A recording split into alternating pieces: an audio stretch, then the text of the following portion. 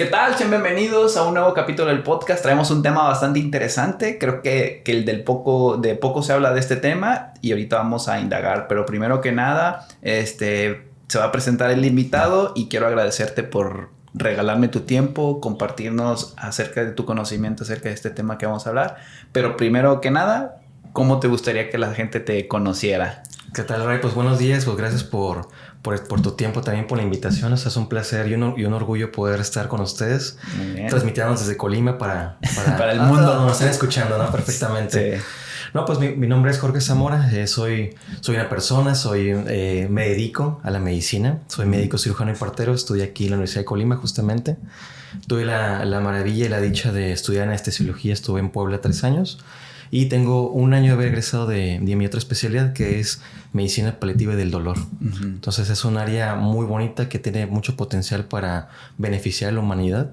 Y bueno, hoy gracias por el espacio para poder platicar de esto y dar más difusión a lo que nos dedicamos. Ok, entonces hiciste 6 años de medicina. Correcto. Aquí en la Universidad de Colima. Así es. Después hiciste 3 años de anestesiología. Correcto, así es. Que pues es básicamente el proceso con el que, vamos a decir, duermen a las personas para someterlas a una cirugía, ¿no? Y que no tengan dolor y pueda un médico operar de una mejor manera. Exactamente, ¿no? De hecho, de ahí nace la parte de dolor y paliativos, porque justamente, al menos a nivel mundial, actualmente es como las clínicas del dolor nacen de anestesiología, por el hecho de que dentro del pilar de la cirugía es evitar el dolor durante la cirugía. Okay. Ya conlleva actualmente, ya la medicina ha avanzado tanto que pues también conlleva otras cuestiones, no nada más que no tenga dolor durante la cirugía, pero bueno, es la base fundamental de evitar el sufrimiento, en este caso en un quirófano, okay, por ejemplo. Y después de eso hiciste otros 3 años de la especialidad de esta que me dices al final, ¿no? 2 años. Ah, 2 años. Sí, ¿cómo se llama? Es especialidad de medicina paliativa y del dolor.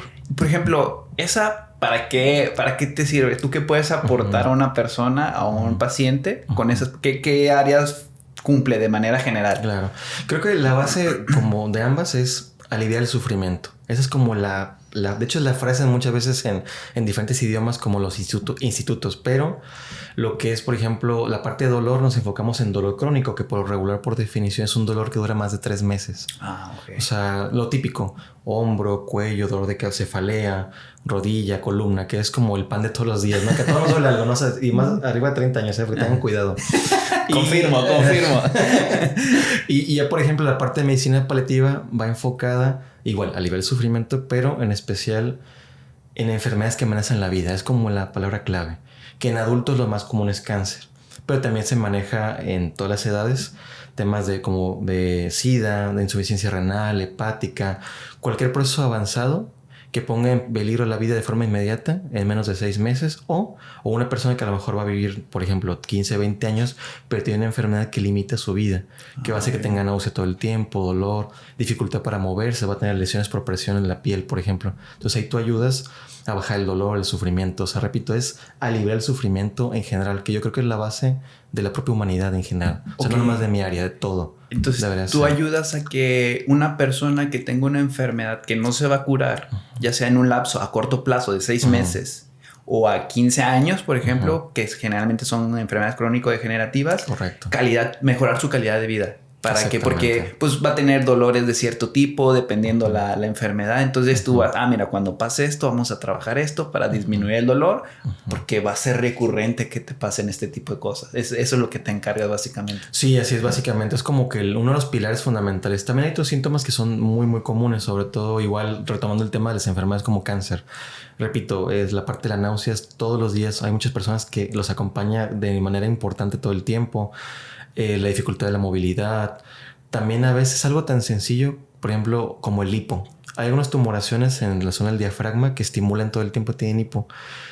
Hay datos de ideación suicida por hipo. Por hipo. O sea, esa madre. Exactamente, o sea, y tú a veces como que no lo dimensionamos porque no lo vemos, pero igual yo con toda sinceridad en lo que llevo como residente y ahora como médico, no he visto tantos casos, pero el par que he visto de verdad son cosas que no lo ves, no te das cuenta de la importancia.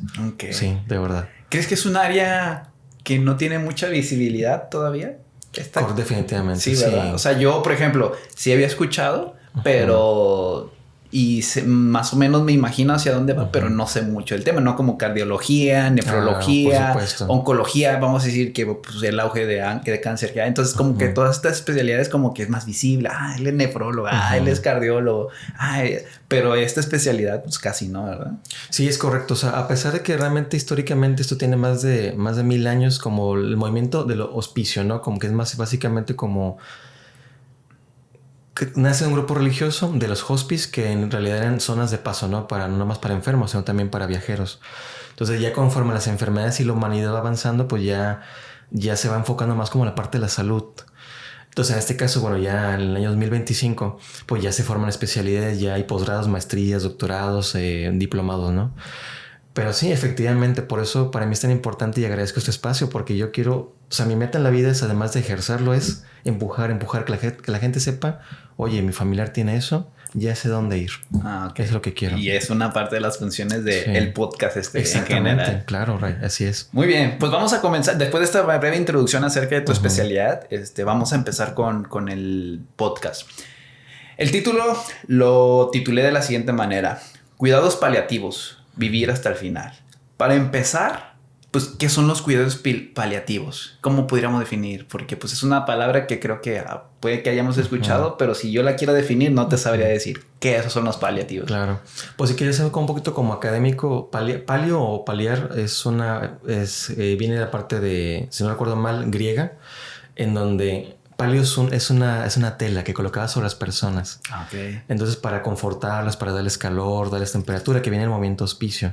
Entonces, de ahí por definición, paliar es ofrecer una cobija, literalmente. Entonces, está bonita esta definición porque ya te da una idea como cómo cobijamos a las personas, en este caso con los cuidados, con el cariño, con la parte pues académica, la parte médica, ¿no? Sí. Que también durante esta charla, algo que también me gustaría mencionar es que pues no nomás es la parte médica de una pastilla, de una inyección, de un procedimiento, sino también una buena parte de lo que hacemos es la parte humana, la parte incluso espiritual, que también quiero tocar más adelante. Okay. Entonces son cuidados integrales.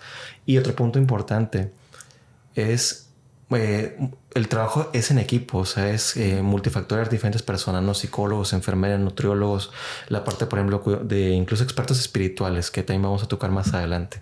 Pero es un trabajo en completo, completamente. No sé cuál sea tu perspectiva, pero yo cuando empecé a estudiar nutrición, creo como que se trataba a los pacientes de una manera aislada, ¿no? Y ahorita como que está la tendencia, no sé si tú me dirás, que ya como que verlos de una manera integral, o sea, con como diferentes especialidades, como para darle un mejor tratamiento. Porque antes, pues tengo este problema y pues ya lo arreglas y ya. Pero realmente no estás arreglando el problema de cajón, que a lo mejor viene de la alimentación. Entonces, mira, tienes que ir con un nutriólogo para que lo que te lo está causando lo mejores, yo te doy medicamento, lo curamos y ya, estés bien. Y antes como que siento que era muy individualista y ahorita como que ya se ve una persona es atendida por muchos, o sea, me mandó este médico porque pues tengo este problema y tengo que ir al psicólogo porque también viene mucho de mi ansiedad entonces como que creo que está cambiando y se está haciendo como que muy integral.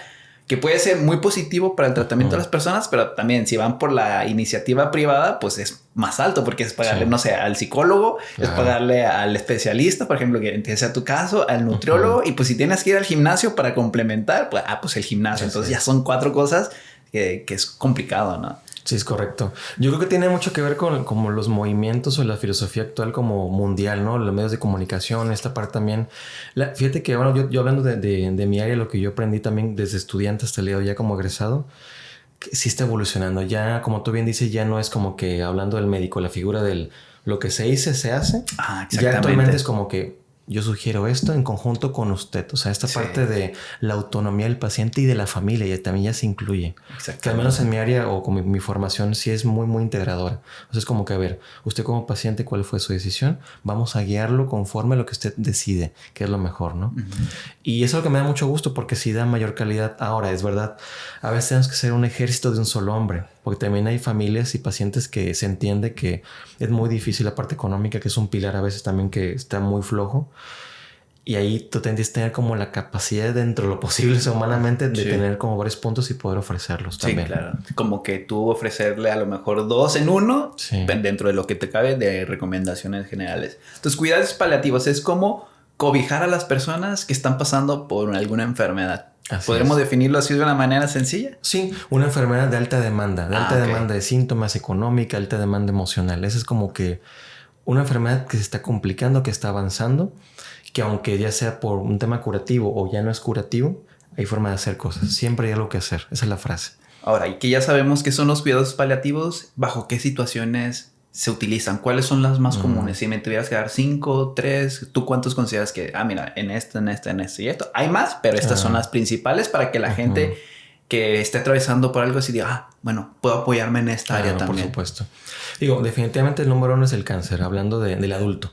Es lo más común, cáncer de páncreas, de mama, la parte de próstata, que también son de pulmón, que son como los más comunes que ves casi de forma semanal, ¿no? En consulta, tanto por medio público como medio privado. También tenemos, por ejemplo, la parte en pediatría, que también las leucemias, por ejemplo, enfermedades del corazón, enfermedades neurodegenerativas, por ejemplo. Que en mi caso, aunque bueno, también hay una especialidad de pediatría y luego medicina paliativa. Pero bueno, si de por sí, Ray, a veces en México y en todo el mundo, no más México, hay poquitas personas que se hayan especializado en paliativos o en dolor. Hay muchísimos menos que son pediatras y que ya tienen especialidad. Un ejemplo sencillo. Guadalajara, más o menos son 3 escuelas principales de dolor y de paliativos. Cada año egresan como entre 12 y 18. Okay. No egresa ni uno solo de paliativos pediátricos. Ni uno solo cada año. En México se producen, egresamos a lo mejor unos 50 al año, pero paliativos pediátricos 3, 4 para todo el país cada año.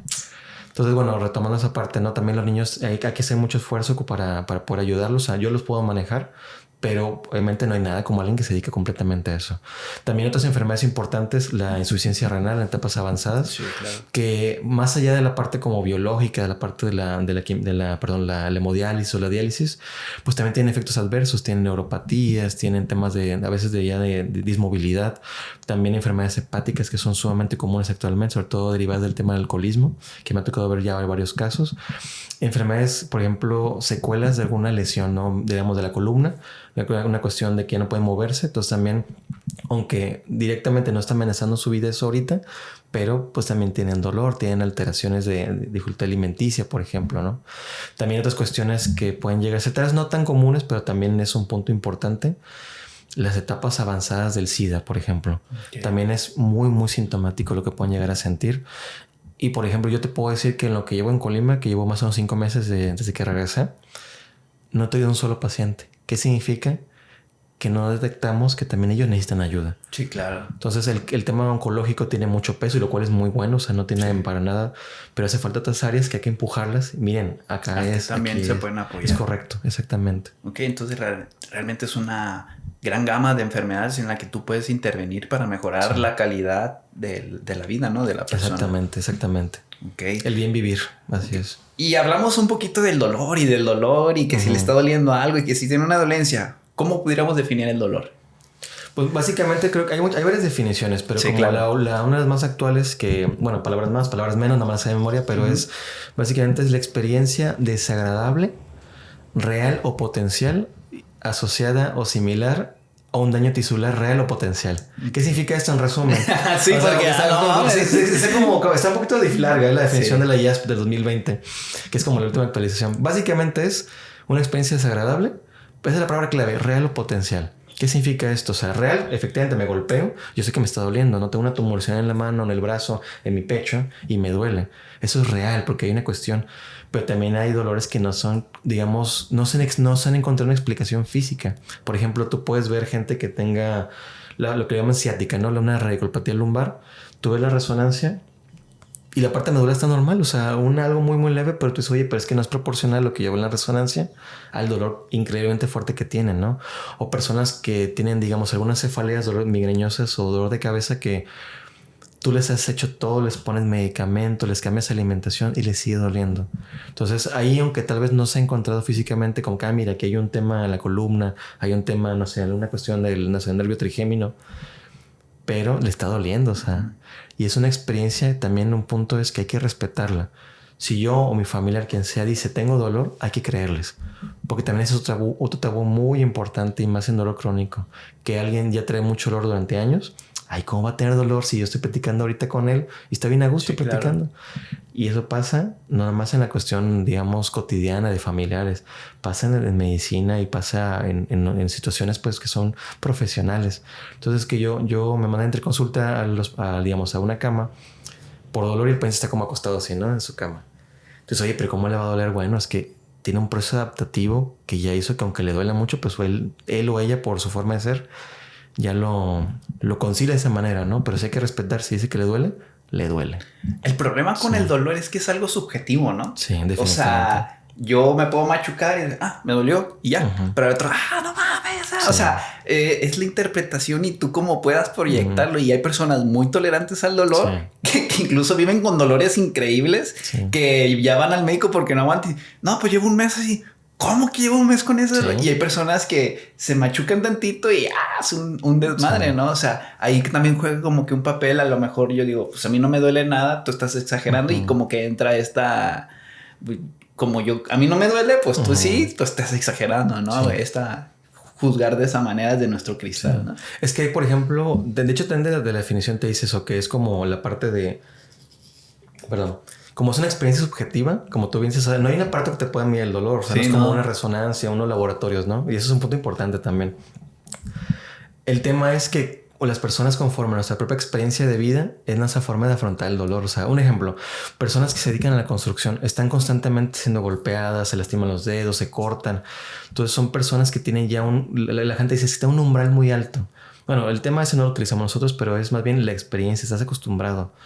La gente que trabaja en el campo también, que mis respetos. O sea, entonces ahí la cuestión personal de cómo estás acostumbrado es como esa parte de cómo vas a reaccionar. Pero también llega un punto que el dolor, o sea, sobre todo al principio, los temas adaptativos, es cuando te afecta más esa parte. Y el otro día estaban hablando del dolor en un podcast que estaba escuchando, que decían que el dolor viene de adentro hacia afuera y no a la inversa. Y ponían la siguiente ejemplo. Hay veces que tú tienes la adrenalina alta, te estás peleando con alguien, te navajean. En ese momento no sientes dolor, sigues luchando por tu vida. Pasa el tiempo, no tienes dolor en ese tiempo, pero cuando, vamos a decir, baja esa adrenalina, es cuando ya viene el reflejo de dolor y te ves las lesiones que tienen. Entonces, que muchas veces es esta parte de que dependiendo de la situación que estás afrontando, puede que la presentes muy fácil o tiempo después de haber pasado por un traumatismo, por ejemplo, ¿no? Y fíjate que eso es interesante. O sea, digo, palabras más, palabras menos. No recuerdo como todos los términos médicos, pero en resumen, hay mecanismos. O sea, eso con el primer se llama nocicepción, es el término correcto, ¿no? Okay. O sea, esto es nocicepción, estoy sintiendo, ¿no? Entonces, cuando se convierte en dolor es cuando yo tengo una experiencia subjetiva. Yo me corto, llega al cerebro, digo, me acabo de cortar. El dolor, en primer lugar, pues es un mecanismo de defensa. O sea, es importante. El dolor es un maestro. O sea, por algo existe. De hecho, una persona que no tiene dolor, que hay enfermedades muy raras que esas personas tienen mayores probabilidades de morir porque no tienen ese mecanismo de defensa, se golpearon, se fracturaron. Ahora, dentro del mecanismo del dolor hay mecanismos atenuantes y agravantes, ¿no? En este caso, la regulación del dolor. Y justamente esos son los mecanismos endógenos de analgesia, que son a través de opioides endógenos. Opioides como el tramadol, como la morfina, pero bueno, sustancias diferentes que tenemos dentro de nuestro cuerpo. Entonces, ¿qué pasa? Que en ese momento, como tú dices, mecanismo de defensa, me acabo de fracturar, pero tengo que correr. O tengo que huir del lugar, ¿no? Entonces no me duele. Ya, después ese mecanismo baja y es como ya me empieza a doler. Y el cuerpo hace algo al revés también. Hay algo que se llama sensibilización central y periférica, que también es que yo tengo un dolor crónico, ¿no? De la mano, por ejemplo. Entonces, el primer mes me duele un poco, pero pasan los días y los años, nunca me estoy atendiendo, a lo mejor no he podido buscar ayuda. Oye, pero es que ya me duele más cada vez. Es por eso, porque cada vez hay más receptores aquí, se llama sensibilización periférica, se hace más sensible. Y también aquí dentro del cerebro. Entonces también es tan importante por eso manejarlo lo más pronto posible, antes de que se vuelva crónico. En el podcast pasado que estuve con un cirujano que hablamos de las vesículas, de las piedras en las vesículas, él decía, ningún dolor es normal y si sienten dolor vayan a buscar atención médica. ¿Recomendarías lo mismo? Básicamente sí, sobre todo en abdomen. O sea, es importante que siempre nos veamos. O sea, repito, es un mecanismo de defensa. Entonces, si algo duele es porque algo anda mal, ¿no? Desde un dolor de cabeza, que a lo mejor el mecanismo de defensa estoy estresado, no he comido, tengo hambre, no tengo sed, Hablando de lo básico, ¿no? Sí, claro. Hasta ya cuestiones ya mucho más avanzadas que, por ejemplo, hay dolores asociados a enfermedades que a veces nos cuesta trabajo diagnosticar, ¿no? Por ejemplo, hay tumores cerebrales que pueden iniciar con dolor de cabeza leve y ya conforme el tiempo aumenta el dolor de cabeza, pero hasta que no se agrega algo diferente como pérdida de peso, convulsiones, como que, o sea, hay que investigar otra cosa. Okay. Pero sí hay que investigar cuando hay un dolor, definitivamente. Metiéndonos mucho en el dolor, retomemos en el tema. Claro. ¿Cuál es la diferencia entre un tratamiento paliativo y uno curativo? Bueno, en esencia creo que por la definición actual van de la mano. Pero antes se creía que es como que, ok, vamos a curarlo, o sea, a través de cáncer, bueno, tomando el tema de cáncer, a través de una cirugía, quimioterapia, radioterapia, y sabes que, digamos, descubrimos que ya no es posible, ya no es candidato para continuar. Ahora sí, lo mandamos a paliativos. Ese era cómo se manejaba antes. De hecho, tienes como escalas visuales que te manejaban como diagnóstico, tratamiento curativo. Aquí ya no se puede curar. Y ahora sí, paliativos. Pero es un pedacito. Okay. O sea, y tristemente sucede. También invito a mis colegas que esa parte la cambiemos. Ahorita desde el momento del diagnóstico es paliativo. Porque paliativo no es sinónimo de morir, no es sinónimo de ya no hay nada que hacer. Al contrario, siempre hay algo que hacer. Entonces, me diagnostican y a lo mejor no me duele nada y no siento nada. Qué bueno, felicidades. Pero mira, aquí estoy. Uh-huh. Pasan los meses, me estoy curando, pero tengo dolor, tengo náusea. Yo te ayudo con eso, por ejemplo. Entonces va de la mano. Entonces, antes ¿es algo curable? Te vas por este lado. Así y los paliativos se quedan por un lado. Exactamente. Y ahorita, y se bifurcaba. Ya no es curable, ahora sí te vas para esta ruta. Así es. Y ahorita es el acompañamiento, sea cual sea la situación, siempre y cuando haya dolor. Exactamente, o algún síntoma en general. De hecho, yo lo ideal sería que aunque no tenga ningún síntoma, mínimo una consulta o mandarlo. Mira, aquí estamos, existimos, o sea, si nos vemos en 2 años, qué bueno, pero aquí estamos. Así es. Entonces, ¿en qué momento se consideran los cuidados paliativos? Desde el inicio que se diagnostica una de estas enfermedades que me dices que son las más comunes, que vamos a decir, traen mucho dolor durante el tratamiento. Así es, correcto. O sea, digo, lo ideal es del diagnóstico, pero también... Por definición, la mayoría de los programas públicos los manejan en general con una pregunta. ¿Te sorprendería que el paciente falleciera en 6 meses? No me sorprendería. Es como una entrada directa. Se mandan.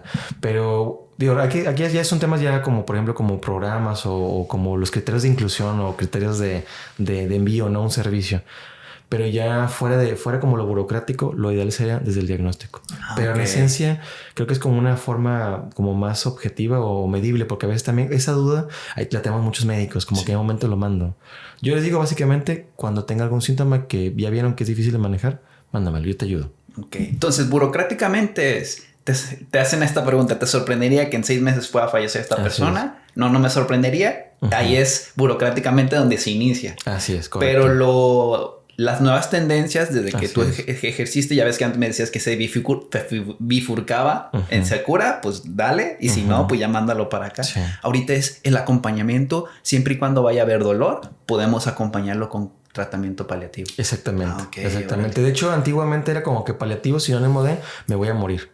Y también es un tema que yo espero lograr en la vida, quitar eso o ayudar. Sí, claro. Que la gente tiene miedo de ir a paliativos porque dice... Me mandaron a paliativos, oye, pero es que ahí nos hacen eutanasia, ahí no matan. Sí. Escuché un comentario de Los Ángeles de la Muerte y dije, a ver, o sea, no es de la muerte, es de la vida. Es de la vida, entonces es el bien vivir, o sea...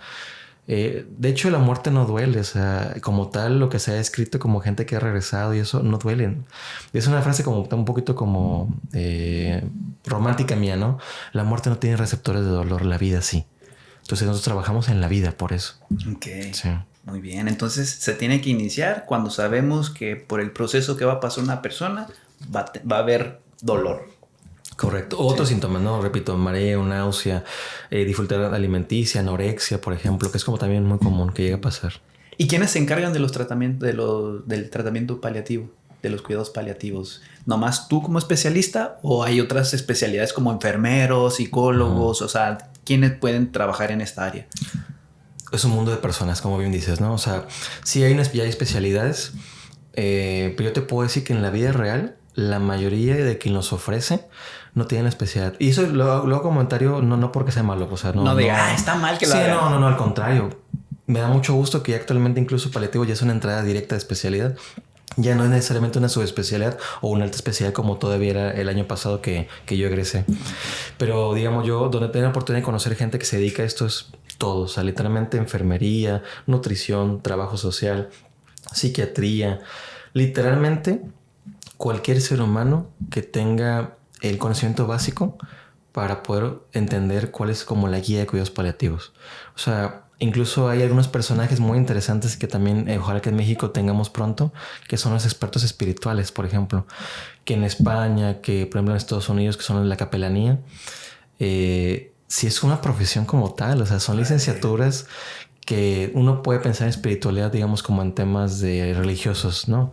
La espiritualidad, por definición, es el autoconcepto de sí mismo del ser humano y como su interpretación de la vida para sí mismo y para los demás o con la naturaleza. Entonces hay personas que pueden ser ateas y muy espirituales, o sea, bajo esos conceptos, o personas muy religiosas y que su espiritualidad la manejan por el lado religioso. Entonces esas personas, expertos espirituales, manejan las crisis existenciales, manejan el duelo anticipado de la familia, junto con psicología, junto con trabajo social, por ejemplo, que también hacen trabajos increíbles, fisioterapia, rehabilitación.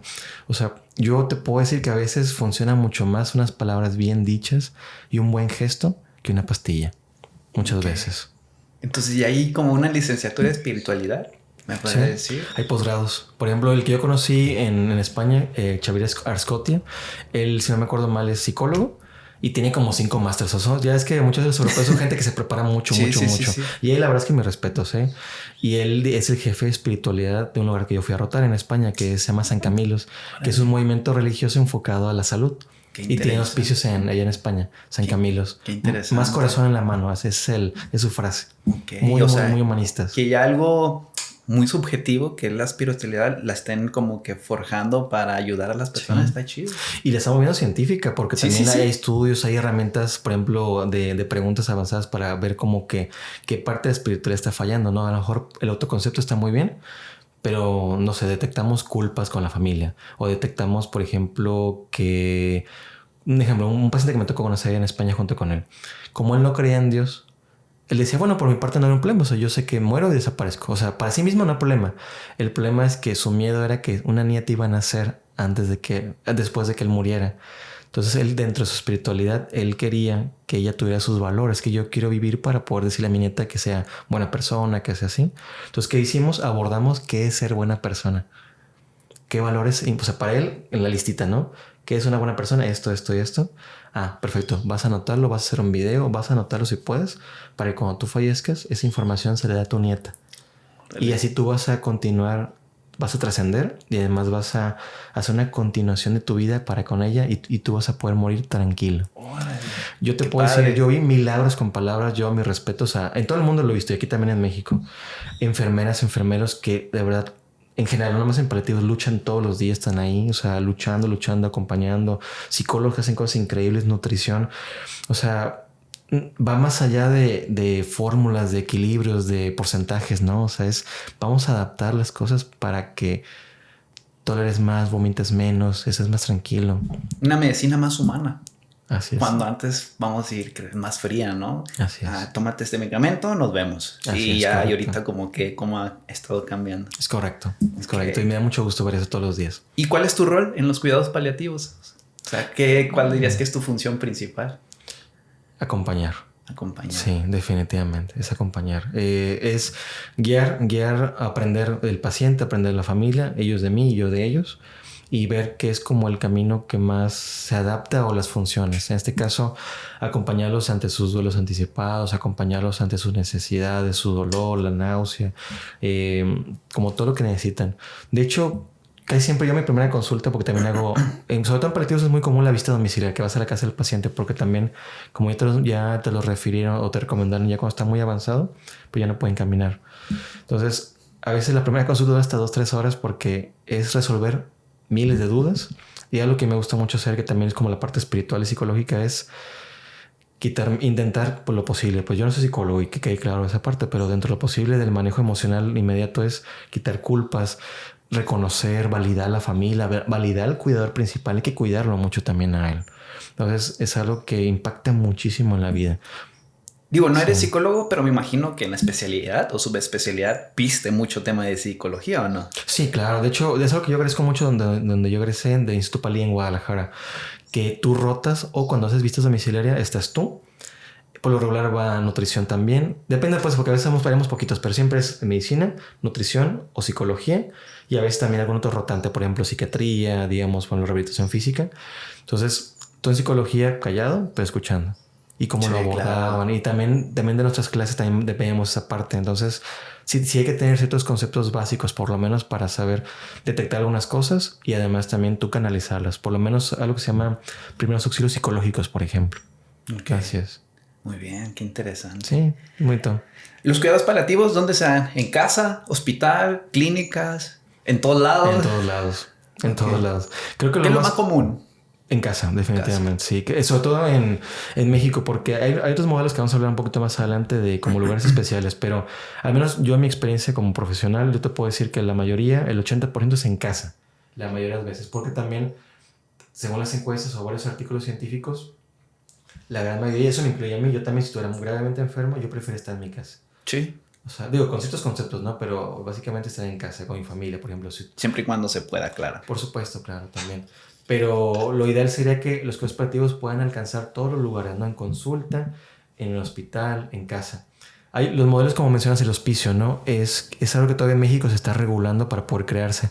Un hospicio es básicamente un hospital, pero íntegramente dedicado a cuidados paliativos, en donde todos, desde la persona que limpia el cuarto hasta el máximo directivo, todos están bajo la misma línea de pensamiento. Entonces, ¿qué pasa? Que ahí no hay quirófanos, ahí no hay carrito rojo con adrenalina y medicamentos, no. Ahí se prefiere una sala de cine, se prefiere una sala de juntas, se prefiere zonas para poder que la familia se pueda bañar.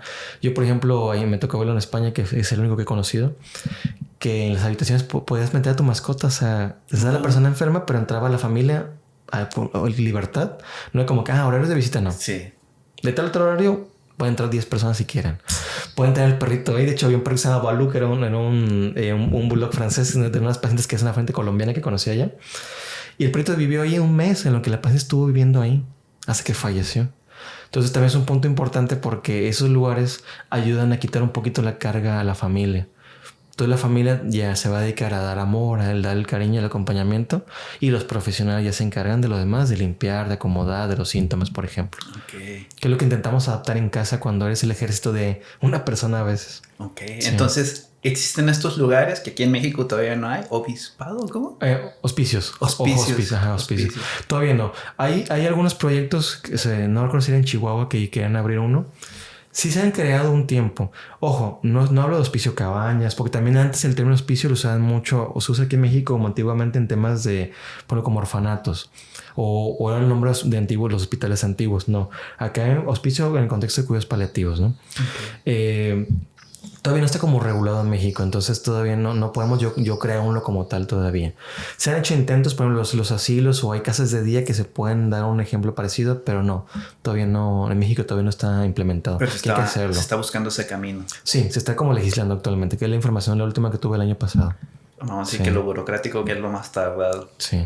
Muy bien. Así es. Bien, pasemos al subtema, aspectos médicos y emocionales. Por ejemplo, ya me mencionaste pues qué tipo de enfermedades. Yo te las voy a decir y ya me dices que cáncer, problemas crónico-degenerativas, que puede ser una insuficiencia renal, que puede ser una diabetes también, Así que a es. veces pues no se es bien cuidada, que ya evoluciona un pie diabético, cosas Sí, por etapas muy avanzadas, ¿no? Las neuropatías, por ejemplo, las amputaciones, síndrome de miembro fantasma, de dolor del muñón.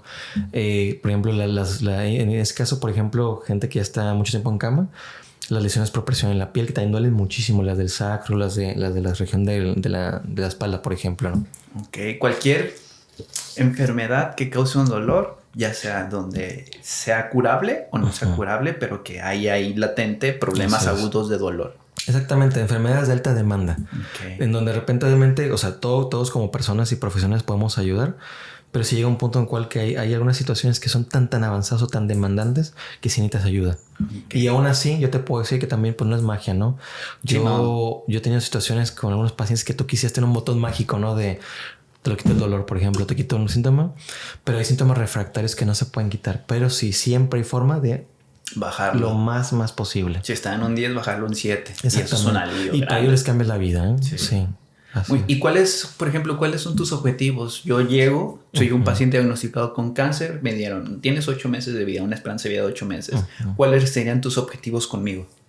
¿Cómo podrías plantearlos? Creo que la línea básica sería el confort, la palabra clave, confort y calidad de vida. Entonces, conforme a tu funcionalidad, que también hay escalas para eso, para ver si la persona se puede cocinar a sí mismo, puede caminar, puede hablar por sí, puede alimentarse. A partir de ahí, ves qué síntomas tiene o sus necesidades y las vas adaptando. Por ejemplo, yo he tenido pacientes que son muy funcionales, pero digamos, tienen mucho dolor. Nos enfocamos en ese día o esos meses en dolor. Pero sabes que ya pasó que a lo mejor bajó el dolor, pero ya no puedo caminar. Perfecto, vamos a enfocarnos en los cuidados en casa, que la familia cómo ve al paciente, cómo hacer los cuidados de la boca, si ya no pueden alimentarse, por ejemplo. O sea, vamos por metas. La meta siempre va a ser el confort. Aquí ya a veces es un tema que también... Yo cuando pasé de ser anestesiólogo, pues de regresar a entrar de lleno ya en cuidados paliativos y dolor, yo como anestesiólogo estoy acostumbrado pues a picar, a pedir laboratorios, a transfundir, a poder intubar, que es como mantener la vida, ¿no? Acá es, Jorge, no hay un laboratorio para eso. Ya no vas a pedir una resonancia nada más por pedirla. El objetivo es el confort. El confort del paciente. Ya dependiendo la sintomatología, los dolores, las necesidades de cada paciente es en lo que te vas a enfocar y tratar de llevar confort a su vida. Exactamente. O sea, detectamos, mencionas lo emocional, ¿no? Detectamos ansiedad y depresión. Perfecto. Yo hago lo que yo pueda hacer tanto como persona como médicamente, hablando con algún medicamento. Y también derivamos, ¿no? Las personas adecuadas, ¿no? También que hay gente especializada, digamos, en psicología, que tiene algo el tema de tanatología o temas de depresión, manejo de duelo. Ahí los enfocamos también para que aborden al paciente y a la familia. Que es sumamente común que haya mucho peso emocional en esas enfermedades siempre. Sí, culpabilidades hay. Créeme que a veces duele más la culpa y el peso emocional. O sea, creo que duele más eso a veces. Mira, hay varios temas interesantes. Mira, uno, muerte social. Resulta que Jorge pues tiene una enfermedad, o sea, yo, es una enfermedad. Y sí, estoy funcionando, o sea, Jorge, estoy cansado, pero sí puedo ir a la fiesta. No, pero no hay que invitar a Jorge a la boda porque pobrecito está muy cansado. Okay. No lo invites. Entonces, oye, pues ya me preguntaste si quiero ir o si puedo ir. Sí, es una muerte social, poco a poco la vamos relegando. Hay otros temas también interesantes, por ejemplo, lo que se llama el hijo de Bilbao. Que un ejemplo muy común aquí en México es el hijo o la hija que está, digamos, en otro lugar lejano, no cae siempre Estados Unidos o algún estado de la República más lejos, ¿no? Que pues sí, ama a su familia y todo, pero por algún motivo no puede venir. Eso no, o sea, que quede claro, o sea, ya dependerá de la persona, ¿no? El tema es, o lo importante de esta historia es que él cuando viene, acá ya hicimos un trabajo de decir, bueno, el paciente ya dijo que no quiere cirugía, no quiere quimio y quiere estar en casa. Perfecto. Y los cuidados principales, que es a lo mejor alguna hija, la pareja, ya lo pusimos de acuerdo. Pero llega el hijo de Bilbao y dentro de sus emociones y su culpabilidad de que no estaba, no, mamá, yo te voy a llevar a Washington, te van a operar, yo te puedo conseguir todo. Y cambia todo el concepto. Vamos a buscar más personas. No les creas. Esto lo menciono no para juzgar, no para decir es que eres malo. No, también él necesita ayuda, él o ella, ¿no?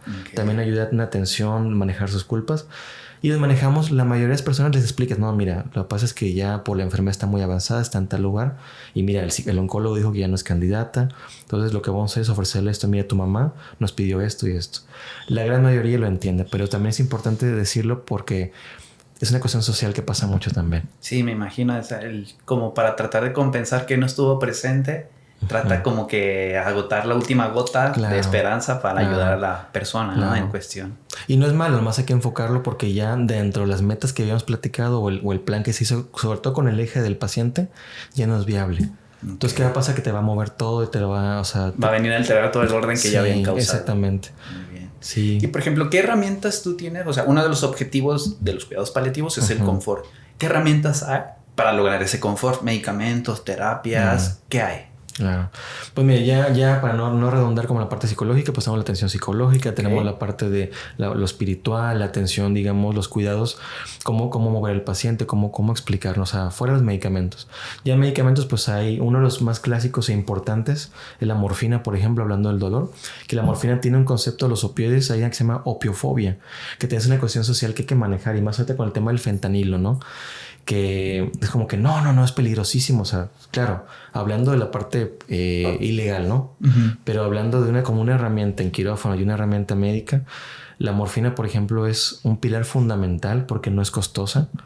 Es un medicamento que además del tema del dolor también mejora un poquito la parte de la dificultad respiratoria, un poquito la parte de la ansiedad. Entonces es una herramienta que utilizamos mucho con los pacientes. Yo puedo mencionar también algunos medicamentos como por ejemplo para el manejo de la náusea como el ondansetron. Aquí esto va a ir evolucionando conforme al paciente. Siempre intentamos hacer todo por vía oral porque además que es un poquito más barato. Pero si por algún motivo el paciente ya no tolera la vía oral, evolucionamos a parches, por ejemplo, o a vías subcutáneas, que también es un tema completamente aparte, también muy interesante. Okay. También hay, en el caso de dolor, hacemos procedimientos intervencionistas, que ya más avanzados a través de guías de ultrasonido o de rayos X, que es fluoroscopio, en donde ya con ciertos bloqueos nerviosos que ponemos medicamento, incluso quemamos los nervios con radiofrecuencia, que es una cuestión eléctrica térmica que quema el nervio con temperatura, o también con medicamentos como el fenol. Entonces hay algunos bloqueos como el bloqueo esplácnico, que es como el más famoso, que tiene más evidencia para el cáncer de páncreas, que se pone en cierta parte de la columna por la parte de adelante y ayuda a que el manejo del dolor por cáncer de páncreas, que es muy doloroso en general. Dicen que es de los más agresivos y más dolorosos, ¿no? Es muy veloz, rápido, sobre todo el de cabeza de páncreas. Es muy, muy agresivo en cuanto a síntomas y en cuanto a velocidad. Muchas veces son diagnósticos de hoy y 1 mes, 2 meses y mermó y la persona trasciende o fallece. Pero siempre hay formas de hacer cosas, o sea, incluso en pacientes muy, muy avanzados, a veces medicamentos muy sencillos y son baratos pueden ser suficientes para poder ayudar. El tema es buscar un equilibrio entre ayuda, que esté disponible el medicamento, que es otro tema también social, porque en México tenemos una crisis de opioides. Estuvo en Colima, mira, no veamos lejos Colima. Colima nada más para comprar morfina hay una sola farmacia. Una farmacia para todo el estado. Y eso incluye la parte sur de Jalisco, la parte de la playa de Jalisco y Michoacán. Si tú vas a Manzanillo y quieres comprar morfina, tienes que venir hasta acá. Todavía los parches de buprenorfina, pues sí, en varias farmacias medio las venden, pero ya medicamentos controlados que son herramientas fundamentales, la metadona, solamente una farmacia en Colima la vende. Okay. Entonces también es algo que hay que empujar para que la legislación sea un poquito más fácil, para que tengamos libertad de manejar el sufrimiento de las personas. Y eso es algo que también es un mensaje que quiero que las personas que se dedican a eso también nos puedan ayudar. Y yo también por mi parte pues empujar a que eso sea algo visto y visible ante la sociedad. Okay. Sí. Entonces dentro de las herramientas tenemos psicología, lo espiritual y lo farmacológico. Exactamente, lo médico como tal, así es. Sí, ya cuando ahora sí que medicamentos en concreto para aliviar tal dolor de cierta zona, ¿no? Que ya puede ser de manera oral o de manera muy localizada a través de bloquear o quemar nervios. Claro. ¿No? Que aquí, por ejemplo, otras profesiones también juegan un papel importante porque también hay cirugías paliativas y quimioterapia paliativa o radioterapia paliativa. Que, digamos, ya sabemos que hay una extensión de enfermedad que no podemos, digamos, curarla como ya se mencionó, pero esa cirugía va a hacer que a lo mejor el tumor de mi cuello, como es más pequeño, el tiempo que yo voy a vivir, ya puedo pasar mejor mi alimento, ¿no? O, por ejemplo, con la radiación directa, por una tumoración en columna, es más pequeño, me duele menos y además va a hacer que a lo mejor no se fracture mi columna. Entonces, no es curativo, pero también ayuda a manejar síntomas y prevenirlos. O sea, es algo que es también muy bonito e interesante. ¿Se llevan a cabo seguido o es algo? Yo aquí la verdad no tengo un dato como tal, pero yo te puedo decir que además los oncólogos que yo he conocido sí lo toman en cuenta, tanto clínicos como quirúrgicos. O sea, sí lo toman en cuenta de saber, bueno, yo sé que seamos candidato, pero te voy a dar dosis más pequeñas, fraccionadas o alguna cirugía que, repito, ayuda a contener un poquito los síntomas sobre todo. Ok. Ahora, estamos hablando de los cuidados paliativos sobre el paciente, sobre el paciente, sobre el paciente. Pero ¿los cuidados paliativos también abarcan a los familiares o no? Sí. Entonces, aparte de tú atender al familiar, a las personas alrededor de esa persona, tú tienes que trabajar. Correcto. ¿Cómo se lleva a cabo ese proceso?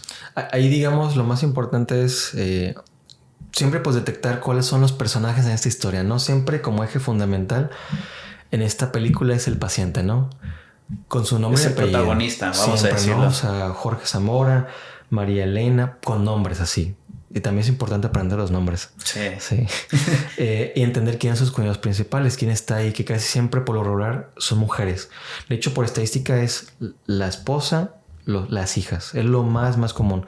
Digo, aquí no hay como tanta información como exactamente por qué. Y no es momento de platicar eso, pero por estadística casi siempre los cuidados son mujeres. También hay hombres, por supuesto, claro. Sí, pero son menos. Tú los detectas y decir, bueno, conocer quiénes están ahí presentes, ¿no?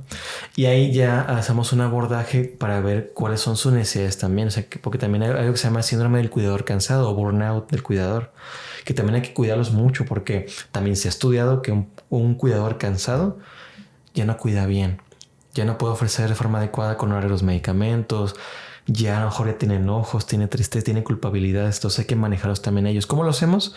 Hay algunas escalas como la escala de Sarit que son preguntas muy sencillas, que tal vez en la práctica no es como que llegues, hacemos una encuesta, señora, ¿no? De 17 preguntas, 18, ¿no? Pero con preguntas básicas te das cuenta qué tan cansado, qué tan burneado está. Y ahí intentas de lo posible, porque en la vida real no es como que, usted tiene que conseguir más familiares que le ayuden.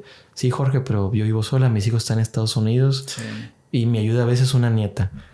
Pero bueno, ahí buscas un ejemplo, intentar cómo llegar a un acuerdo, ver cómo puede ser, ¿no? Al cuidador hay que mandar la psicología, hay que permitir que también descanse, que vaya al cine, que se tome un café. Porque van a ser probablemente meses o algunos años que va a estar 24 horas al día cuidando a un ser humano. Generalmente los cuidados, sí, no sé, estoy hablando desde mi perspectiva, recaen en una sola persona, ¿no? Sí. O sea, el 80% de los cuidados recaen en una sola persona en la mayoría de los casos, ¿no? Es muy, muy común eso, así es. O tal vez, si acaso, un hermano o dos, que son como que los que más ahí se ayudan, y otro a lo mejor aporta económicamente, ¿no? Sí. Ahí se intenta buscar justamente ese equilibrio.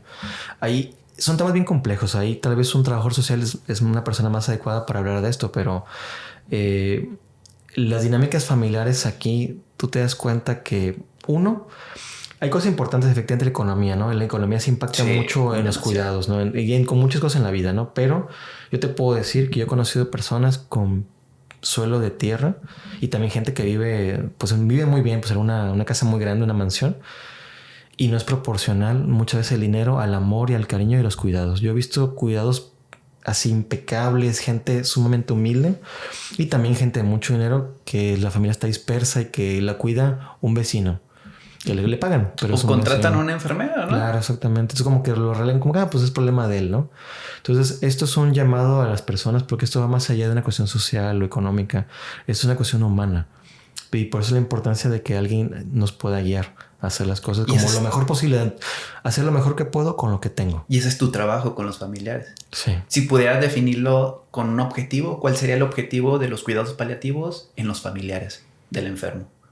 La guía y el acompañamiento igual. Así, guiarlos y acompañarlos. O sea, detectar el burnout, ayudarles a distribuir la carga de trabajo sobre la persona que están cuidando. O sea, ver el panorama. A ver, son 3 hermanos. Tú estás apoyando económicamente. Este güey no está haciendo nada. Y este está cuidando. Bueno, por lo menos un día a la semana para que esta persona se vaya al cine, salga con su pareja, se vaya a comer, se deslinde un poquito de la persona, ¿no? Así es. O sea, ese sería como que tu rol, tratar de tú externo a la familia, dar un punto de vista neutral en el que pues no se van a sentir atacados, porque si yo estoy dentro de la familia, no, es que tú no lo cuidas, o sea, pelear esa y como que tú como una autoridad de médico fuera de ese núcleo familiar, como que va a tener mayor validación el punto de vista que tú des para cuidar a la persona, ¿no? Sí, es correcto.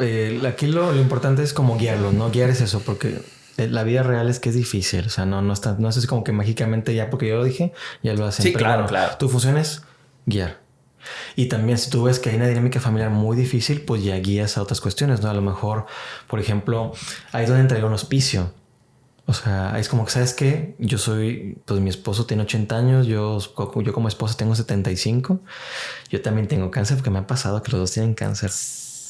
Y mis hijos no están aquí. Perfecto. En un mundo ideal, que no vivimos en un mundo ideal. Sí, no. Hay un hospicio perfecto, señora. Mire, vamos a ir a un hospicio. Ahí también puede dormir. Ahí también va a comer usted. Y usted se va a dedicar nada más a dar el amor, el acompañamiento, el cariño. Y las demás personas se van a dedicar a moverlo, a bañarlo, al tema de alimentación. Entonces ahí se subsanaría en teoría como la parte difícil. Porque también es muy común que a veces pasa que el cuidador se muere antes también por el gran peso que tiene. O sea, todo lo general. Y más si también el cuidador pues es una persona ya añosa o con otras enfermedades. Sí pasa. Se muere antes el cuidador. Sí. No manches. Entonces este es el proceso. Y si tuviéramos este tipo de clínicas, hospitales, pues sería más fácil para las personas que el personal de ese hospital se encargue de lo complicado y ya los acompañantes pues del amor, vamos a decir. Claro, el acompañamiento, exactamente.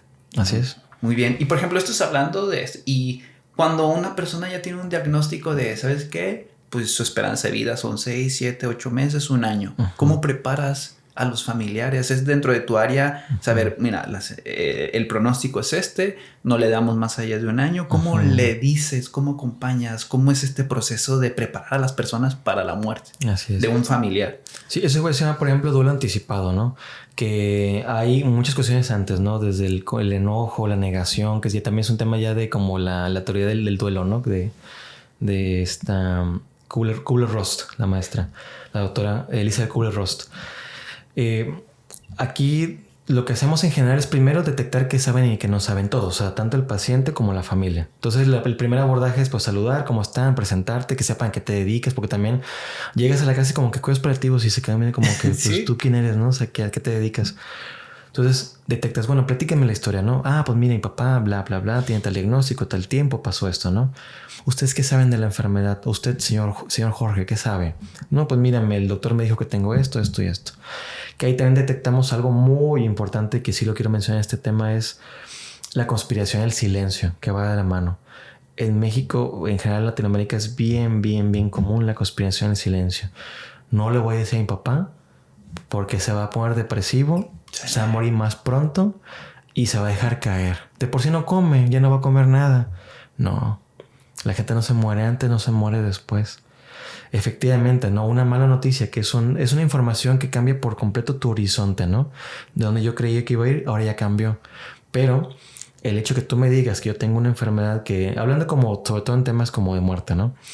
Que a lo mejor ya ahorita no tiene cura o tengo un diagnóstico nuevo o cambió mi diagnóstico, me da tiempo de prepararme. Sí, me voy a enojar, voy a estar triste, claro, es normal, es parte de... Pero voy a tener tiempo de asimilarlo, tiempo de perdonar, tiempo de ser perdonado, de agradecer, tiempo también de algo que no se habla, de lo legal, escrituras, testamento, exactamente. Que no hablamos de eso porque les da miedo, porque es como voy a hablar de testamento, van a pensar que lo quiero matar. No, exactamente. Tienen que hablar del tema, porque el día que ya no pueda hablar, ya no pueda afirmar, es un rollo. Evítales problemas a tu familia, las cosas así bonitas, bien hechas, ¿no? Algo tan sencillo como el tema funerario. Yo sí les pregunto, les digo, miren, es la primera consulta, yo sé que es un tema complejo, discúlpenme, pero sí tengo que preguntarlo. ¿Tienen ya algún contrato funerario? No, pues que no. Miren, digo, con todo respeto, pero es importante. No, sí, doctor, muchas gracias. Entonces, ¿qué pasa? Que los previenes. ¿Qué hacer cuando ya fallece el paciente? ¿Cómo explicarles cómo se van a dar cuenta que ya falleció? Hablando cuando está en casa, ¿no? Sí. Entonces tú les explicas, mire, ustedes pueden observar que a lo mejor ya no se va a mover su tórax, como la parte de respiración, van a ver que va a cambiar su piel de color. Una forma de confirmar es que agarran un espejito, le ponen aquí en la cara y van a ver que ya no es como el vaho, ¿no? Como la respiración. Esa es una forma sencilla de que ustedes puedan detectar que su familiar trascendió. Me he dado cuenta a través de la plática que hemos estado teniendo que no hablas se murió, falleció, trascendió. Utilizas mucho esa palabra. Sí. ¿Por qué? Es importante quitar el peso emocional. Es una manera de aligerar el impacto que causa la palabra muerte. Así es. Sí, más que aligerar es como dar una connotación diferente. La muerte no es un enemigo. Es un proceso natural. Igual también una frase que se me queda muy, muy grabada y que la voy a hacer toda mi vida es como que la enfermedad va mal. No. Es un proceso natural de la enfermedad que está avanzando. Sí. Entonces también es como entender que es un proceso que es de naturaleza. O sea, no es como que es una malignidad, es un tema, digamos, hablando como que cuestión cristiana, ¿no? Como del diablo, algo así oscuro, ¿no? Un pecado, ¿no? Es un proceso que es natural. Es natural morir. Tú puedes no tener hijos a lo mejor, o no puedes no reproducirte, ¿no? Pero nacer, crecer, reproducirte y morir, ¿no? Te puedes saltarlo de en medio, pero lo que es nacer y morir, eso es inevitable. Hay gente que nunca nació y murió. Gente que nunca salió del vientre materno, los bebés y fallecen dentro de él. Es natural. Lo importante es dar esa connotación de quitar el peso emocional negativo. Okay. Es como coloquialmente ver el vaso medio vacío o medio lleno. Dependiendo cómo lo quieras ver, es lo que tú por tu especialidad, quitarle esa carga a las palabras, sí, ¿no? Y a todo el estrés emocional que pasan a estas personas. Sí. Y todo eso ayuda para que también su duelo, ya posterior al fallecimiento, sea un duelo más sano. Todos van a tener duelos, todos. Así como cuando me corren del trabajo o mi novia me termina. Es un duelo también. Sí, claro. Pero hablando ya de la pérdida de una persona, de la trascendencia de una persona, es que sea mucho más ligero ese duelo, mejor fácil de manejar, que no sea un duelo, antes le llaman patológico, ¿no? Ahora le llaman duelo prolongado. Okay. Sí. Por ejemplo, ¿y qué herramientas tenemos para el apoyo a los familiares? Ya hablamos para el apoyo para los pacientes, Ajá. psicológico, farmacológico, espiritual.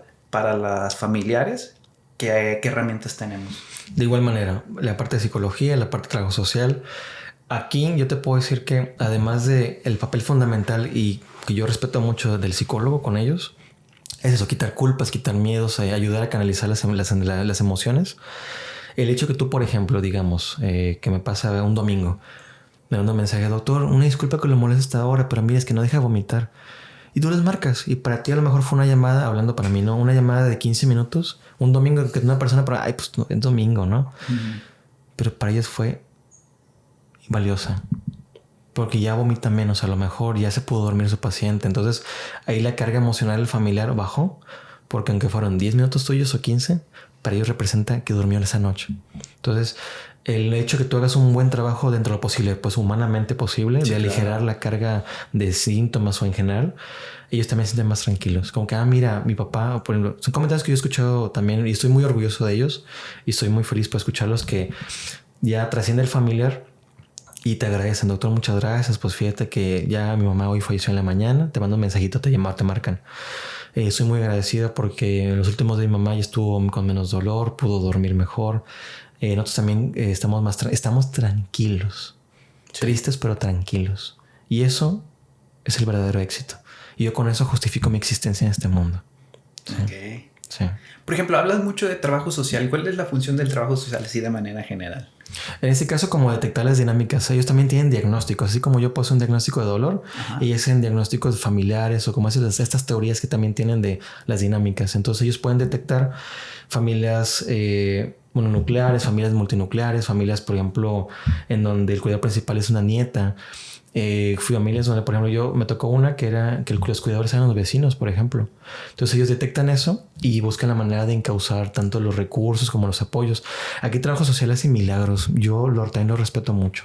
Consiguen, hablando como el sector público, que yo he visto, consiguen camas de hospital prestadas, consiguen, no sé, concentradores de oxígeno, medicamentos, o sea, son ángeles, la verdad. O sea, mis respetos. No sé cómo le hacen. Pues son gestores. Sí. Y el acompañamiento, detectan violencia económica, violencia psicológica, violencia sexual también, que también es algo que no se habla muchas veces. La violencia del cuidador hacia el paciente o viceversa, porque también a veces hay temas de agresividad entre ellos. Y ellos lo detectan, ellas o ellos lo detectan. Entonces tienen como un rol burocrático de conseguir facilidades, una cama, por ejemplo, para un paciente, y también en lo psicológico de detectar este tipo de cosas, de violencia y todo este tipo de cosas. Sí. Repito, un trabajador social te puede explicar eso mejor que yo. Sí, ¿verdad? Claro. Pero sí, es como pero de manera lo general. Que yo observo y también lo que he aprendido de ellos, ¿no? De ellos y de ellas. De verdad, hacen milagros. Y muchas veces, te voy a decir una cosa, muchos proyectos importantes en un hospital, muchas veces son ellas y ellos los que tienen los programas, o sea, los seguimientos, toda esta parte. Ok. Sí. Ahora, como sociedad, ¿cómo podemos mejorar la forma en que hablamos y enfrentamos los cuidados paliativos y trascender? Como tú me estás diciendo, aquí lo tenía, y la muerte, ¿verdad? Y cuando alguien trasciende. Como sociedad, ¿qué podemos hacer? Creo que lo número uno es lo que estamos haciendo el día de hoy, esta mañana, la difusión. Así como que el primer punto. Si no conocemos algo, bueno, vamos a las bases, a qué se dedican. Y actualmente, por ejemplo, del lado de los profesionales, uno, que sepan qué es, o sea, que si es posible, lean un poco, tomen algún diplomado. Yo, de verdad, hablando a mis colegas, a los médicos o otros profesionales, los invito, tomen algún curso, tomen algún... hay muchos incluso en línea gratuitos, que son cortos. Valen la pena, que tengas mínimo unas nociones de si a lo mejor a ti no te gusta ejercerlo porque se entiende, hay gente que no le gusta. Mínimo saber, mira, existe y hacen esto. Hablando ya como sociedad, como tú mencionas, también saber que existe, que tenga más difusión cada día y que seamos más conscientes de la importancia de vivir. La importancia de vivir bien en general, de cuidarnos, de ser más, como incluso filosóficamente, como más receptivos al tema del amor, al tema de ser conscientes que la vida cambia en cualquier momento. Sí. Entonces hay que ser muy, muy equilibrados. Yo espero que ahora, por ejemplo, yo tengo mucha fe ahora que se abre la especialidad directa de paliativos, que cada vez más médicos y médicas entran a la especialidad de manera directa y ya en Colima no seamos 6 paliativistas, seamos un día 15, 20, ¿no? Como a lo mejor el número de, digamos, cirujanos plásticos que en Colima, que hay el doble o triple cirujanos plásticos en Colima que paliativistas. Digo, no lo digo por otra cosa. O sea, ha sido como un ejemplo numérico, ¿no? O sea, de cuántos hay. Por los anestesiólogos hay en Colima, si me acuerdo mal, son como 110 anestesiólogos en todo Colima. 6 se dedican a cuidados paliativos. Okay. Entonces, es un ejemplo de las proporciones importantes, ¿no? Que debemos de cada vez luchar para que vayamos llegando más personas que tengamos esta área. Okay. Sí. Muy bien. Quiero hacer un breve resumen de todo lo que hemos platicado, porque he aprendido mucho de esto. Digo, sabía muy poquito como te lo dije al inicio. Entonces voy a empezar. Los cuidados paliativos es darle confort a una persona o a los familiares que están atravesando por una enfermedad que va a tener un dolor, ya sea durante mucho tiempo, que la enfermedad puede tener un proceso de 15 años a cuando es finito como 6 meses. ¿No? O sea, es brindarle confort a la persona y ayuda a los familiares para atravesar esta enfermedad de una manera más llevadera. ¿Sí lo podemos definir los cuidados paliativos de esa manera? Básicamente es la atención, como tú bien mencionas, es la atención integral para aliviar el sufrimiento de manera holística de una persona y su historia de vida y todos los actores que están alrededor. Donde tenemos herramientas para el paciente que son espirituales, psicológicos y farmacológicos, ¿no? Así es. O sea, pues para aliviar las culpas, la espiritualidad, darle un sentido a la vida de las personas y cambiarle un poquito. Y pues si tiene un dolor en concreto con un medicamento, pues si estaba el dolor en 10, bajarlo a un 7, ¿no? Y que pues tenga una mejor calidad de vida. En cuanto a los familiares, pues encontrar la manera de tú ayudarles a encontrar roles en el que puedan distribuir la carga de trabajo en el caso de que esté cargado sobre una persona y encontrar una dinámica más adecuada para ellos y educarlos para saber identificar ciertas situaciones. O sea, si pasa esto, pueden hacer esto y va a disminuir el dolor. O en el caso de que la persona trascienda, cómo ellos puedan identificar cuando ya trascendió. Exactamente. ¿No? Ese sería como que de manera general lo que puedes hacer. Y pues que hay hospitales que todavía no hay aquí que se ayudan a las personas que están en este proceso y que también los cuidados paliativos antes se dificultaba. ¿Se puede curar? Bueno, no hay tratamiento paliativo. No se puede curar, ya se manda tratamiento paliativo, sino que ahorita cuando se diagnostica una enfermedad pueden empezar al mismo tiempo que el curativo, vamos a decirlo. De la mano completamente. Y que esta es una tendencia que tú buscas ayudar a cambiar, ¿no? Así es. Sí, lo que has resumido de manera perfecta básicamente acabas de resumir el motivo de mi existencia profesional. Sí, y que puede ser en casa, que es lo más común. Digo, porque creo que a todos nos gusta estar en nuestra casa. El estar en un hospital, o sea, yo estuve ahí haciendo práctica, es un ambiente pesadito, ¿no? O sea, pues ves por todos lados, o sea, como cosas muy impactantes, así el ambiente se siente diferente. Hay una carga también emocional. Entonces, cuando una persona está en su casa, como que está más relajada en su cama, con sus mascotas, que también a veces son un gran apoyo, ¿no? O sea, como tú dijiste, en esos hospitales que, ¿cómo me dices que hospicios de que puedan entrar y puedan estar con ellos, que a veces, como no sé si tú seas animalista, o sea, animalista de que tengas un cariño con ciertos animales. Sí, claro, o sea, yo tengo perros y a veces te sientes triste y el hecho de que esté ahí y acariciarlo, o sea, es un gran alivio, ¿no? Y son unos grandes acompañantes. Y creo que cuando estamos enfermos y estamos en un hospital, el hecho de no poder tenerlos ahí, como que a veces como quisiera tener que me esté lamiendo aquí la mano o algo por el estilo. O sea, que puedan acceder a ese tipo de mascotas está chingón. Sí. Porque son parte de la familia, ¿no? Claro, o sea, y además, mira, estás en tu casa, como tú lo dices, ¿no? Está mi mascota ahí, mis periquitos, mis plantas. Y además hoy me va a visitar mi nieta, va a venir mi hijo de Estados Unidos, va a venir y pueden dormir conmigo aquí en la casa. No tienen que andar pidiendo permiso para entrar uno a la vez. Y luego, por ejemplo, en los hospitales pues también hay un tema donde todos esos familiares dormidos en el suelo en cartón, están ahí, no tienen que comer. Mucha gente que viene de lugares muy, muy lejanos pues no tienen comida. O sea, el paciente pues come por el hospital, pero el familiar pues ahí tendrían que andar buscando. O sea, hay historias muy complejas para todos los niveles. Entonces, aquí el tema es adaptarnos a lo que es las necesidades de la familia y de la persona y poder hacer lo que mejor podamos hacer. Y en su momento también como sociedad vamos a ir evolucionando y cada vez estamos condenados a evolucionar siempre. Y poco a poco vamos a ir teniendo cosas que a otros países dices, qué chido. Que también vas a esos países y te das cuenta que no son perfectos. Sí, sí, claro. Pero bueno, son modelos que vamos a ir aprendiendo a manejar y cada vez como humanidad vamos a ser, yo creo que mejores. Okay. Rápido o lento, pero lo vamos a lograr. Antes de pasar al cierre, ¿crees que se nos haya pasado un punto que te gustaría mencionar y que es importante?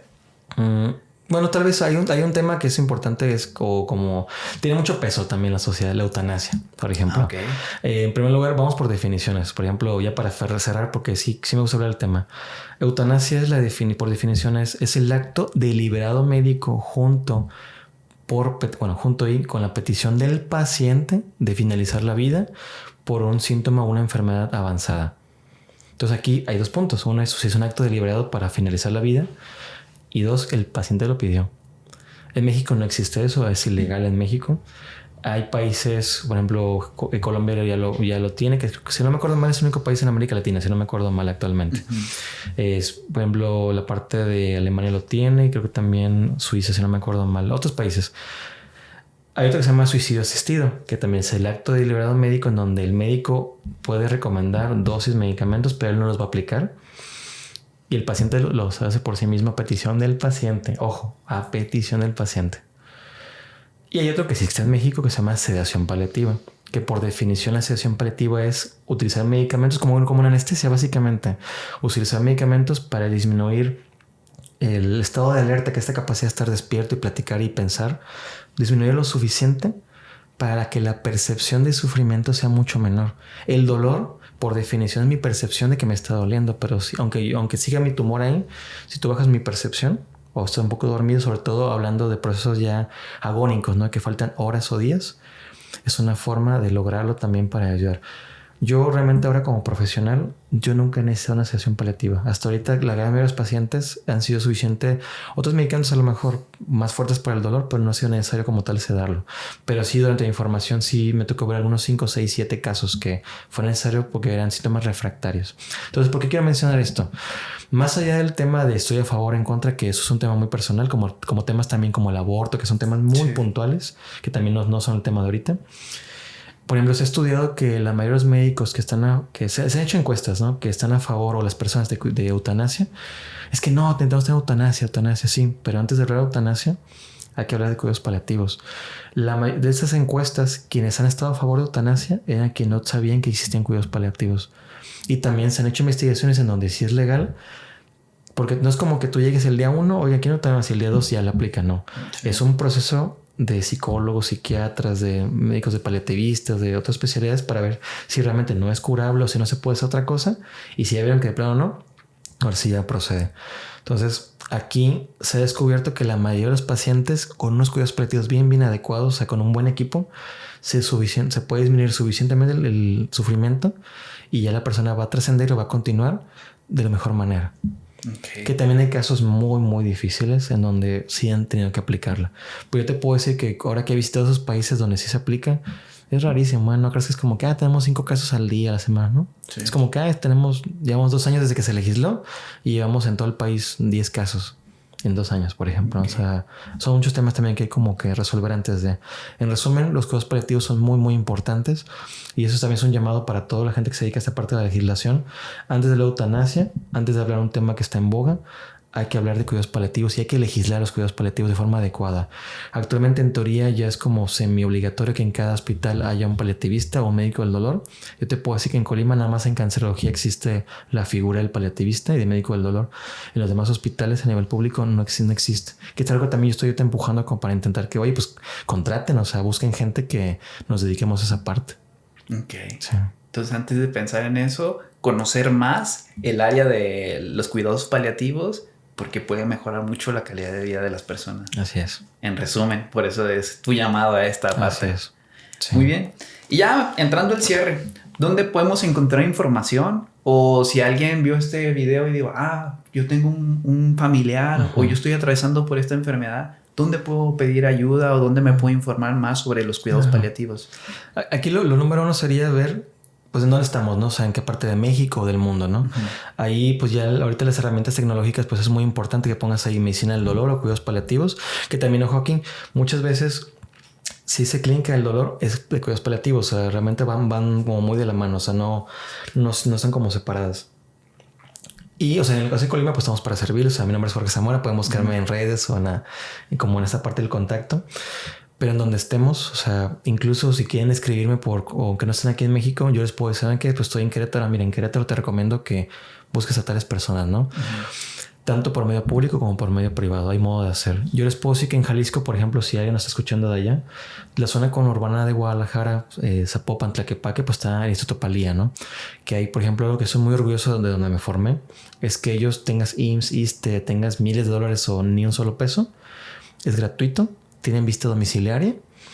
Y tienes toda la atención psicológica, nutricional, trabajo social, física. Entonces, no es un lugar perfecto también, como muchos lugares hay carencias. Eso sí no se entiende, pero es un ejemplo de un lugar que sí existe, que es público, que yo puedo acudir. Ahí habrá un familiar a quien se necesite. Okay. E incluso yo les puedo decir que yo he manejado pacientes que ni siquiera están en Colima, o sea, todo por teléfono, videollamada. Yo he manejado gente de Mexicali, gente que está en Estados Unidos, gente que está, por ejemplo, el último paciente como más lejano fue en Guanajuato, por ejemplo. Entonces, ¿qué hizo? Yo hago todo en línea y además si necesitamos una receta, pues ya me le pido a algún médico de esa zona, como, oye, doctor, lo conozco y un favor, más es una receta por controlado. Pero todo lo demás se puede hacer. Okay. Sí, la ayuda que nos da la tecnología, ¿no? De que sí. Pues yo, por ejemplo, yo también a veces atiendo personas en Estados Unidos que pues una consulta por videollamada, así. En tu caso también puedes trabajar de esa manera. Exactamente. Pero sí, en resumen, busquen las redes sociales, busquen como esta parte tecnológica, usen la tecnología, sí. Búsquenlo como cuidados paliativos, medicina del dolor, clínica del dolor. Okay. Es como la forma más fácil de encontrarnos. Muy bien. ¿Y 3 consejos que le darías para alguien que tiene un familiar que sea candidato a cuidados paliativos, que me dices que es desde el inicio de la enfermedad, ya cambiando esto, y no sabe por dónde empezar? ¿Cuál sería el proceso que le recomiendo? 3 consejos que quisieras que se quedaran. Número 1, lo acabamos de abordar, la búsqueda de pedir ayuda, que eso es para todos los profesionales también. Pedir ayuda. 2, perdón, un Lolita Ayala. Exactamente. Phil Barrera. Exactamente. De buscar ayuda. Creo que el número 2 sería no están solos. Que también esa parte es mucho peso emocional, estar solo con mi familiar, con lo económico, con todas mis tristezas, ¿no? Y cansado. Y 3, siempre hay algo que hacer. Siempre. Ahí quiero hacer mención. Hay una frase que yo creo que es la que más ha lastimado a las personas, que es ya no hay nada que hacer. Alta al hospital por máximo beneficio. ¿Beneficio para quién? Siempre hay algo que hacer, o sea, y no hablamos de cosas dramáticas o milagros, o sea, como cosas que no pueden ser ciertas, pero siempre hay algo que hacer vamos a bajar los síntomas, las cosas, o sea, siempre, aunque sea pequeñito, sí hay modo de ayudar a las personas. Entonces tú cambiarías esa de ya no hay nada que hacer por siempre hay algo que hacer. Así es, correcto. Vamos a adecuarlo, vamos a hacer un pensamiento distinto a lo mejor, o un enfoque para otro camino que estamos actualmente, del proceso de esta enfermedad. Pero hay cosas que se pueden hacer hasta el último minuto. Y también hay cosas que se pueden hacer después, que también es el seguimiento de la familia. Okay. ¿Consideras que es una subespecialidad esta que tienes, no? ¿O es una especialidad? Sí, bueno, se puede considerar subespecialidad o especialidad extra, así es. Que antes y después de tú cursar por la especialidad, ¿te cambió? Sí. O sea, porque te veo como que... No te conozco, es la primera vez que te veo, pero siento que pudo haber sido un parteaguas de pasar de anestesiología a pasar a esta subespecialidad. Siento que te cambió la manera en que ves las cosas. O sea, yo te veo con un enfoque más humano, más ayudar y en vez de ver las cosas negativas, por ejemplo, el hecho de que utilices la palabra trascendió, siempre hay algo que hacer. O sea, este tipo de cosas creo que te cambió la vida, ¿no? Sí. Fíjate que en mi caso tuve una historia personal también. Yo cuando tenía 14 años fallecí mi papá de cáncer justamente, de una estroma frontal. Mucha la gente que nos dedicamos a paliativos o muchos médicos, o sea, igual todos lados, ¿no? Pero es algo que he observado. Tenemos una historia, hemos sido cuidadores. O de forma directa o indirecta, ¿no? Tal vez yo tenía 14 años, que también en su momento para mí fue como también entender después, Jorge, pues tienes 14 años. Tal vez no podías haber tú hecho lo que te hubiera gustado hacer. Entonces, parte de mi evolución psicológica también durante mi vida fue decir, bueno, ¿qué puedo hacer? O sea, ya vi esta necesidad, ya detecté qué se siente ser el hijo, cómo es ver a tu mamá cuidando a alguien, a tu hermana también. Bueno, ¿qué hacemos? Entonces yo entré en medicina, quería ser oncólogo, me acuerdo muy bien. Ya durante la facultad digo, ¿sabes qué? Es bonito, es importante, pero no es la forma que yo quiero hacerlo. No sé, no tenía idea, pero sabía que quería hacer algo. Ya durante el internado fue cuando conozco anestesiología. Me gustó mucho anestesiología. Dije, pues está chido, o sea, yo quiero dedicarme a eso. Le cuento mi historia a uno de los médicos de un anestesiólogo del Hospital Naval, de aquí en Manzanillo, y me dice, Jorge, ¿por qué no estudias medicina del dolor? Algología. Y yo, ¿algo qué? ¿Algología? ¿Medicina del dolor? Y dice que Jorge se dedican a ayudar a las personas, les bajan el dolor, aunque tú no cures, pero acompañas. Dije, yo quiero hacer eso. Entonces, desde el año 2015 me formé como meta a hacer esto. Okay. Así, todo mi trayecto desde 2015 hasta hoy fue esa línea. O sea, no lo conocías, lo conociste y dijiste, este es el camino que yo necesito. Y definitivamente es mi camino. Nací por esto. Me gusta mucho. Okay. Ahí tengo otros hobbies, obviamente, en mi vida. Me gusta estas cosas en la vida, pero hablando como profesional, nací por esto. Me gusta mucho, de verdad. Encontré mi camino. Qué chingón. Sí. Y estás haciendo tu trabajo para darle más difusión a esto, que muy poco, se sabe muy poco. Sí, exactamente. Hay que impulsarlo porque todos necesitamos ayuda. Todos somos seres humanos. Un día eres médico, otro día eres paciente. Otro día eres familiar. Entonces, no olvidemos esa parte también. Muy bien. Redes sociales, ¿dónde te podemos encontrar? Para alguien que quiera buscar tu ayuda porque cree que puedes ayudarlo dentro de lo que vio en el video, ¿dónde te podemos encontrar?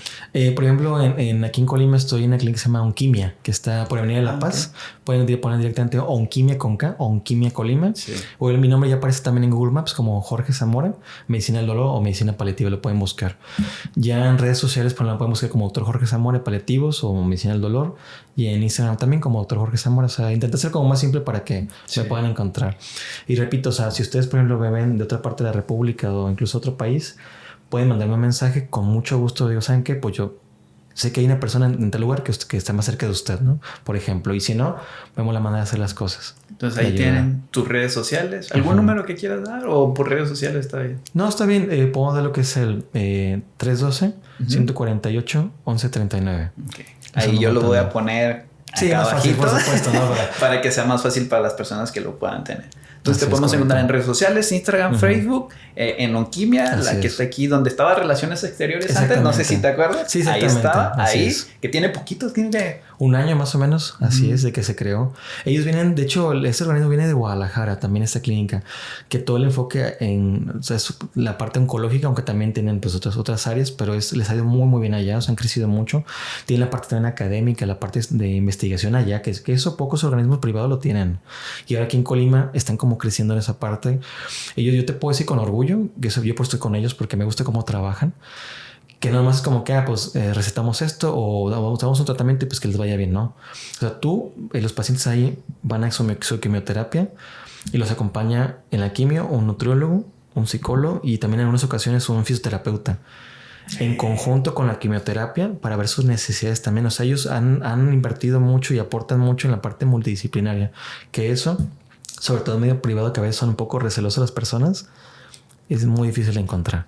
Sí, porque... O sea, como te digo, la medicina ha evolucionado a ser más multidisciplinaria. O sea, una persona que sea atendida por muchas especialidades para mejorar el pronóstico, que salga avante o que tenga estos cuidados que le den confort, como la palabra que tú utilizas. Exactamente, ¿no? Sí, estamos en Onquimia Colima, así es. Ok, muy bien. ¿Algo más por agregar? No, pues muchas gracias por tu tiempo y por la invitación. Y también por tu esfuerzo por sacar esto adelante. Gracias. No, gracias a ti, Jorge. La neta, un placer conocerte. La neta está muy interesante. Te abro la puerta para otro tema que antes de empezar a grabar me dijiste, ¿podemos hablar de esto?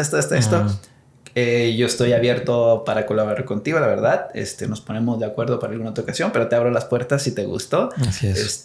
A todos quienes haya servido esta información, espero que sea una puerta que se abra para alguna situación en específico. Ya tienen ahí el contacto de Jorge o busquen ayuda en alguna otra manera. Estamos dándole difusión a esto. Si les dio like, si les interesa este contenido de nutrición, salud, suscríbanse. Y pues gracias, Jorge, nuevamente. Un placer conocerte y pues nos vemos en el próximo capítulo. Hasta luego. Saludos, chicos, chicas.